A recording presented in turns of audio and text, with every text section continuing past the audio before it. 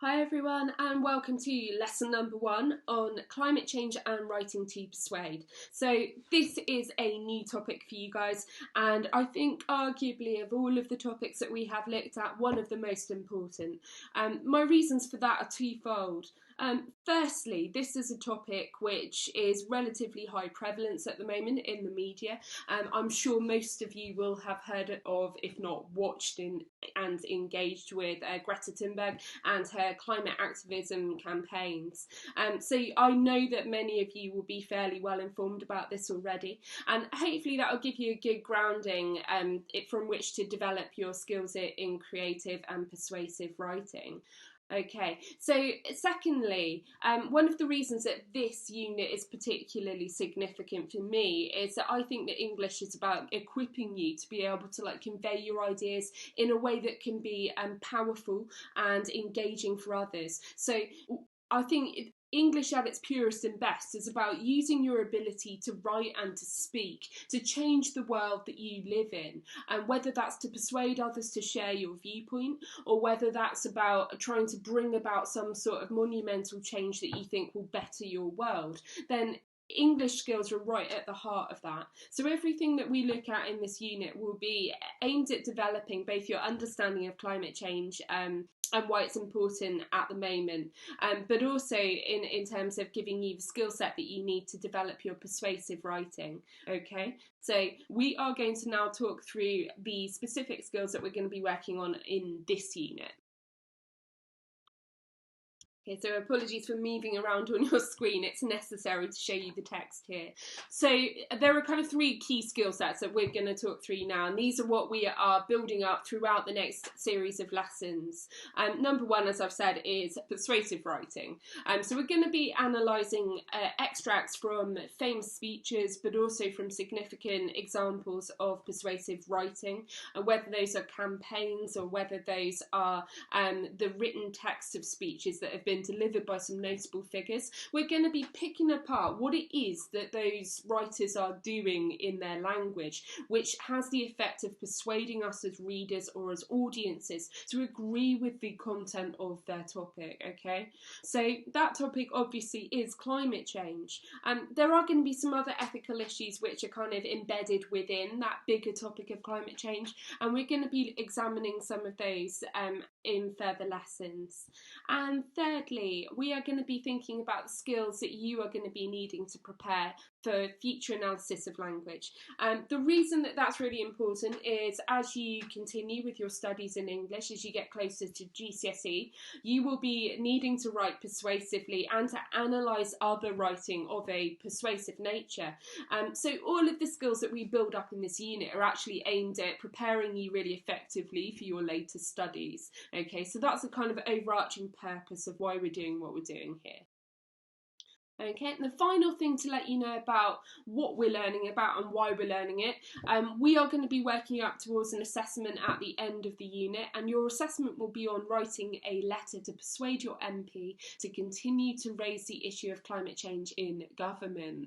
And the reason that I want to teach you how to do this effectively is because this is a very real way in which you can bring about change. I'm not necessarily expecting that you will post your letter off to your MP. However, the skill set in learning how you would do that and how you would go about using language formally and persuasively is a really important one to have in life. So hopefully by the end of this unit, when I've talked you through exactly how to develop these skills, you will feel enabled to voice your opinions and to share those in a really persuasive manner. Okay, so that's what we're up to. Let's get going with the lesson. You will need to grab your equipment, get ready to get going with the lesson content, and I'm going to move over and talk to you about your title and your starter and challenge in a second. See you on the next slide, guys. Okay people, so your title is up here, Persuasive Writing, and your learning objectives, so what we're aiming to understand by the end of this lesson is to be able to analyse and contrast factual and observational writing and with the linguistic style of fiction.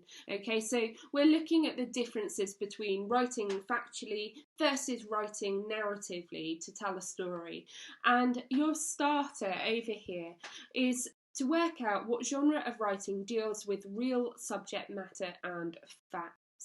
So if we refer to the genre of story writing as collectively a label of fiction, then what do we call writing that is about real subject matter and facts? I have scrambled up the letters here. It's relatively easy. See if you can unscramble them to solve what we call that form of literature now.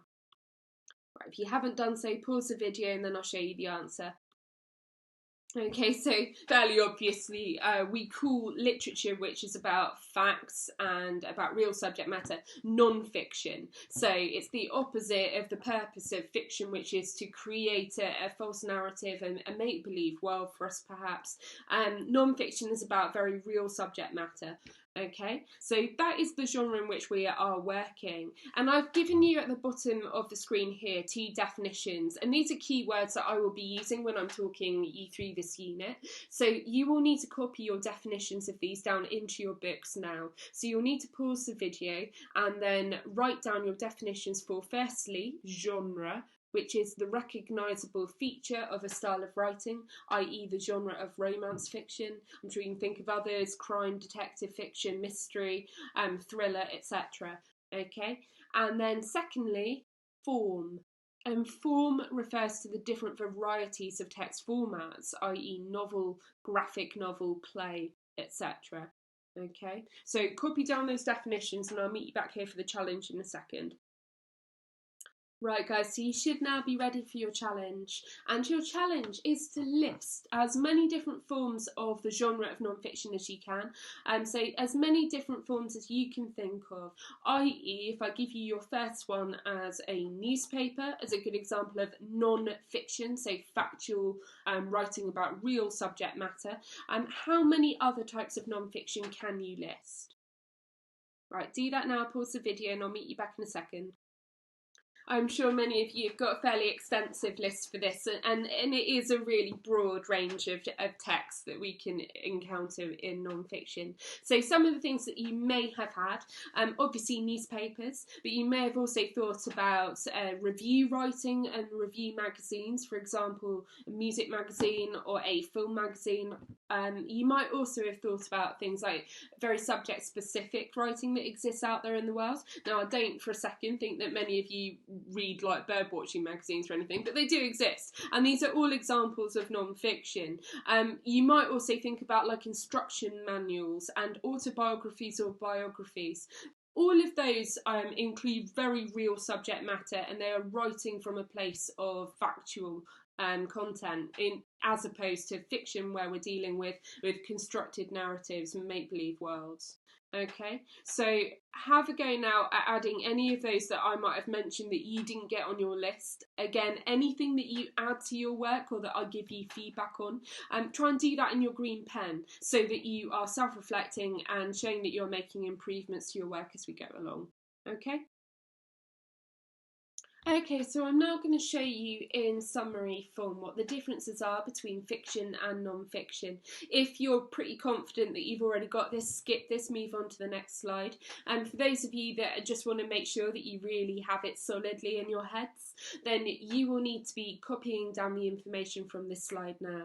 So crucially, fiction is what a writer has imagined and created. So that's usually stories dreamt up by the writer in his or her mind.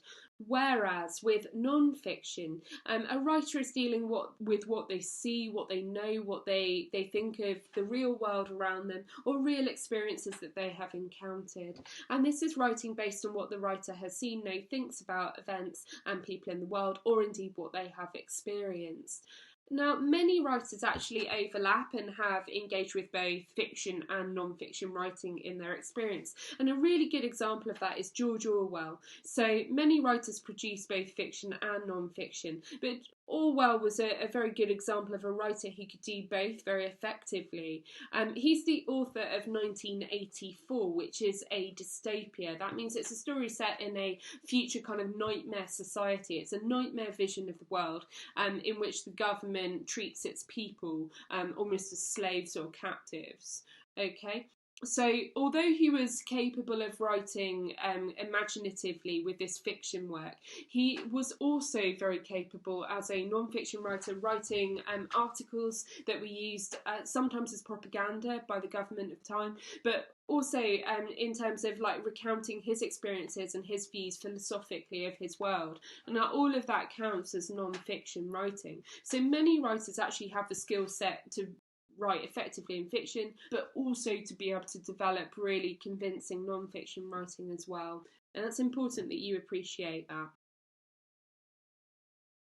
Right guys, so what you're now going to need to do is to take a page, whether that's from your exercise book or a loose sheet of paper, it doesn't really matter, but you're going to want to be making a one-page mind map based on the information that I cover in the following slides. So your title for this is non-fiction, and I might do that like in the centre of my page and then have arrows coming off it with my ideas around it, okay, from what I learn over the next few slides. You must add notes to your page as we go through, and you can add pictures and diagrams as well to help you understand the concepts better. You can add bubble writing, colour, and play with your presentation. You know that I like colour, I like engaging looking work, and so if you choose to do it that way, that's absolutely fine. If you prefer to stick to just the facts and the words, that's absolutely fine too, but you're aiming for a page in total by the time we've got to the end of these slides. Okay, so let's get going. Okay, so the first set of information you will need to add to your mind map is captured on the image here on your screen. So you'll need to pause the video and try to record as much of this down as you can. Before you pause the video, pay attention to the words that I have highlighted. These are the key bits I would expect to see on your mind map. If we were in class, I'd be drifting around and checking that you had included these key words. So non-fiction is obviously usually taking factual topics and factual concerns as its major focus. We could say that it is aiming to record the truth or what it sees as being true, often real things, people, events and places. Now my only reservation with that word true and factual is that of course we live in the fake news generation now, and much of the information that we come across is a blend of reality and fiction. You'll need to bear that in mind whenever you come into contact with anything that seems to be non-fiction and therefore being presented as if it is fact and truth. You want to have that voice in the back of your head that questions everything. So I know that in Scandinavia and Finland, to be very specific, they train their students to be able to detect the lies in non-fiction. I think that's such a useful skill, and where we're in class I would certainly be testing you out with that.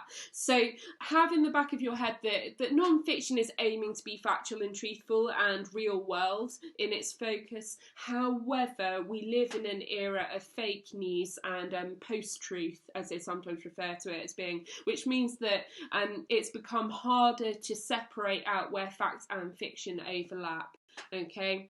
Right, the next bit you'll need to make sure that you cover when you pause this is the different forms of non-fiction, which I have put around the image here. So you'll need to pause that and try and zoom in and have a look at all the many different types of non-fiction that you could include as examples. So pause the video, get the notes down. You're aiming for the highlighted notes. You might want to add some information about fake news and the dangers with that, because it blends fiction with fact, and try and get down a couple of the examples from the circle here. Okay, do that now, guys. Okay, so the next set of notes we are going to add to our one-page mind map is going to be about literary non-fiction. So around my word non-fiction in the middle, I might have a big arrow coming off that, and I'm going to add this new subheading of literary non-fiction. I'm now going to teach you what literary non-fiction is, and why we're bothering to learn about this. So literary non-fiction also goes under the name of fact-based storytelling and literary journalism.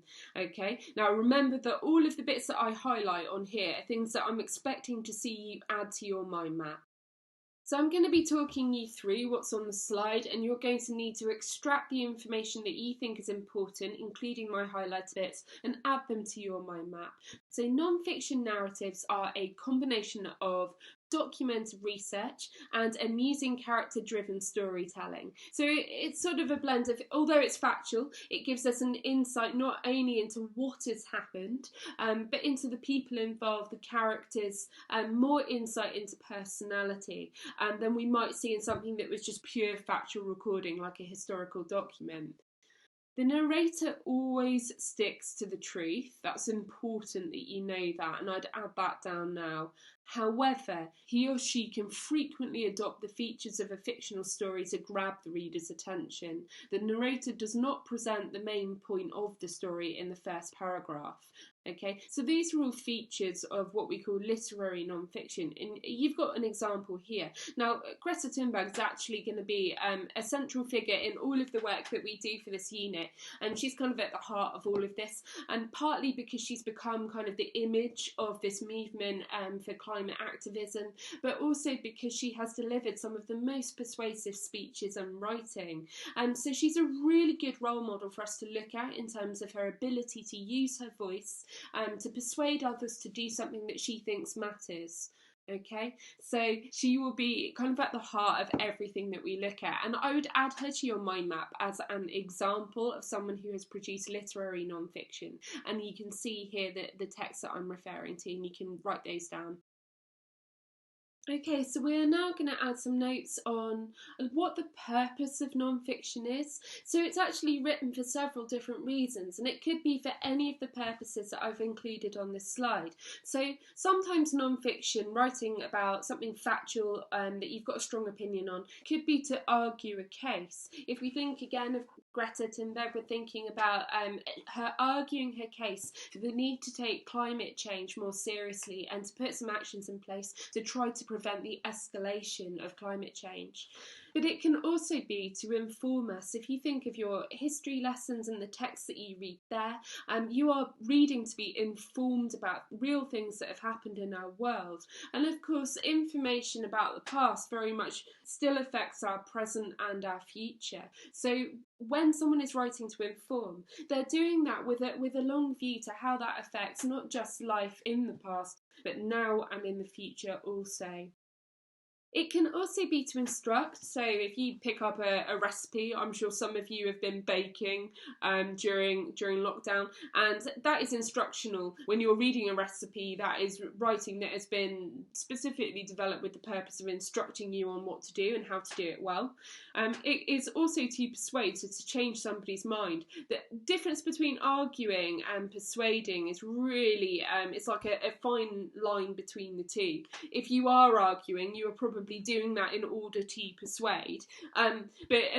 If someone is writing an argument, they may not necessarily think that their audience is likely to change position, but they feel a need to, say, defend a position. So somebody who is arguing a case doesn't necessarily think it will be persuasive or that they will change the thinking of the person that they're talking to. They may be doing it just to try and defend their position, okay, to give a kind of explanation or a justification for why they've done what they've done. Think of, like, for example, a lawyer defending somebody in court.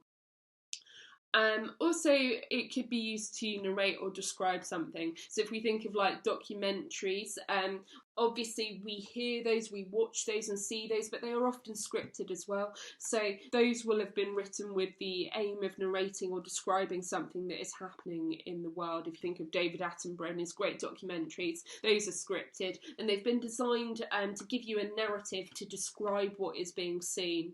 Okay, so these are the very different purposes of non-fiction. You should be copying down each of those, so all 5 of them, and you want to try and accompany that with some sort of image to help you recall what that purpose is. Okay, so pause the video at this point and try and get those notes onto your mind map. Right guys, so there isn't room for me on your slide here, and I'm going to talk you through what each of these different forms of non-fiction look like and what their purposes are. So I'm going to grab my highlighter now for you, and we're going to start over here with persuasive non-fiction. Okay, so persuasive non-fiction, the purpose of that is to present reasons and evidence to convince the reader to act or think in a certain way, i.e. political speeches and letters.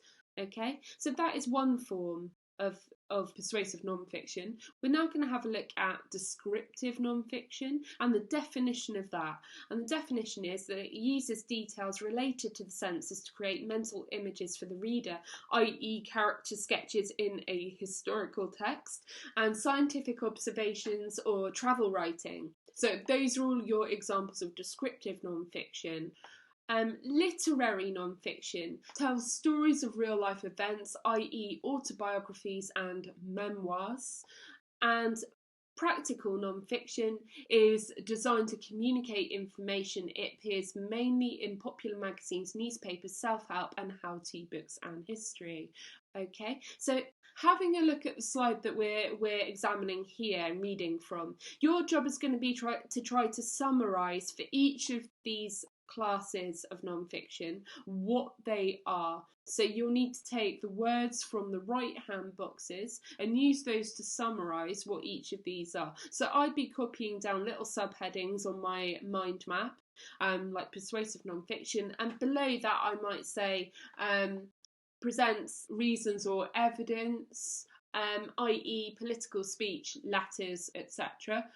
You get the idea, so you're making in total 4 separate subheadings using these and trying to copy the key information here into a summarised form. That means you don't need to copy literally every word that I've got there. You're trying to take the key information, the words that are most important. Alright, so you'll need to pause the video at this point and try and copy that down onto your mind map.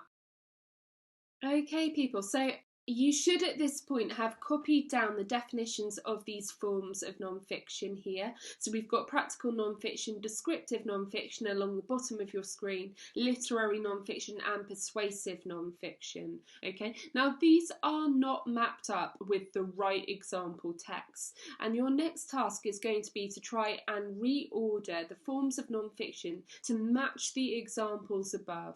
Alright, so I'm looking for you to work out if Greta Thunberg has written a text, no one is too small to make a difference. Do we think that is an example of practical non-fiction, descriptive, literary or persuasive? To work this out, you need the information that was on the last slide. So if you did not manage to copy that down, you need to go back and do that first. Then catch up, come back to this point in the video and have a go at the task here. I suggest you write down in your book the forms of non-fiction, and then you use the following titles for each of these. So the number 1 example is Greta Thunberg. Number 2 is a green campaign, okay, on being eco-friendly, tips and hacks to save money. So this is a guide on green campaigns, so call that one green campaign. The third one here is a political campaign from the Green Party. You'll see that climate change kind of connects everything that we look at. So political campaign for number 3, the Green Party. And number 4 is Bill Bryson, The Road to Little Dribbling, which is an example of writing with the purpose of journey telling. It's a kind of form of travel writing here. He blends elements in his writing, but treat it as if it's basically like a travel journal, okay? So you're trying to work out for these which forms they might follow. Is it practical non-fiction, descriptive, literary or persuasive? Right, you'll need to write your answers down now and pause the video and then I'll go through the answers with you, okay? You'll need to have a green pen to do that. Okay guys, so this is what your answers should have looked like. So Greta Thunberg's piece is obviously an example of what we call literary non-fiction. You should know that from the earlier information I went through on the earlier slide. The Go Green Save Green campaign information is an example of practical non-fiction, and the reason we know that is we know that it gives us tips and hacks to save money. So it's writing us with the purpose of informing us about green campaigns and how we can live in a more green manner. Okay, so that's an example of what we call practical non-fiction. Our third one was the Green Party's political campaign information, and that is persuasive. Why is it persuasive? Well, we know that it is written with an angle of trying to get more people to vote for the Green Party, as it says here, okay? And our fourth one is Bill Bryson's piece of writing, and this is what we call descriptive non-fiction. You should know that because when I showed you the information on what descriptive non-fiction was, one of the forms of descriptive non-fiction was travel writing, okay? And I told you that it involves a kind of blend of genres, including travel. So your answers should have looked like these. Okay, so if you made any mistakes, firstly, correct them in your green pen. Secondly, go back, rewind the video and check out the slide which broke down for you what those forms of non-fiction writing involve, okay? And that will help clarify for you what the differences are. Right guys, now were we in class, we would have been racing it out now to try and match up some examples of different types of writing with whether they were non-fiction or fiction in form, and we would have been doing that as a class. Now sadly we can't do that with this activity, but what I will have done is dropped a link to this activity in the description. If you want to be really impressive or feel like you need to test out your skills more, maybe this is all relatively easy because it's only your introductory lesson, feel free to click on the link in the description, download this activity and have a go at working through each of the examples. What it asks you to do is match up the description of what the text is with the worked example of that piece of literature. So I'd be working out from looking at the examples which one is a letter, which one is a memoir, which one is a piece of journalism. Okay, so if you want a test, have a go at doing that. There are answers right at the end of it, so don't go to the end and peek. You'll need to work your way through systematically instead. Okay, so that will be, as I say, linked in the description for your downloads. And we're now going to skip ahead and just do your extension challenge here.